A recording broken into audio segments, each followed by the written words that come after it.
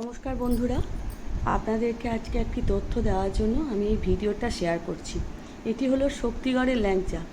আমার ছেলে 21শে July WBTC Volvo করুণাময়ী two Asansol, যেটা করুণাময়ীতে সকাল 8টায় ছাড়ে, সেই বাসটি শক্তিগড়ে ল্যাংচা কুঠিতে দাঁড়ায়।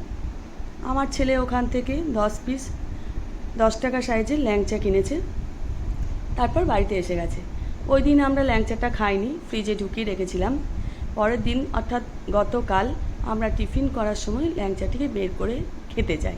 প্রথমে আমি খাই, আমি তো একটা কামড় দিয়ে সাথে সাথে বমি করে ফেলি, কারণ এত দুর্গন্ধ। মনে হচ্ছে এটা অনেক দিনের ভাজা, ওই দিনকে রস সে দিয়ে এটা কাস্টমারদেরকে সেল করা হচ্ছে। তো আমি এটাই সবাইকে জানাতে চাইছি, আমরা জানি তো শক্তিগড়ের ল্যাংচা খুবই বিখ্যাত। এর আগেও টিভিতে দেখানো হয়েছে, বস্তা বস্তা শক্তিগড়ের ল্যাংচা অনেক দিন ধরে ভেজে রেখে ওটাকে সেল করা হয়। তো শক্তিগড়ের ল্যাংচার দোকানদারদেরকেও বলবো, আপনারা কাস্টমারদের কাছে কেন এই রকম জিনিস সেল করছেন? আপনাদের এত বিখ্যাত একটি জায়গা শক্তিগড়ের ল্যাংচা, আমরা যখন জানি খুবই ভালো, তো সেটা কাস্টমারদেরকে ভালো জিনিসটা দিন। আর সবাইকে বলবো যে দেখে শুনে ল্যাংচা কিনবেন, কারণ আপনার পাড়ার দোকানের ল্যাংচা কিন্তু অনেক ভালো হয়, বা সেটা টাটকা তৈরি হয়।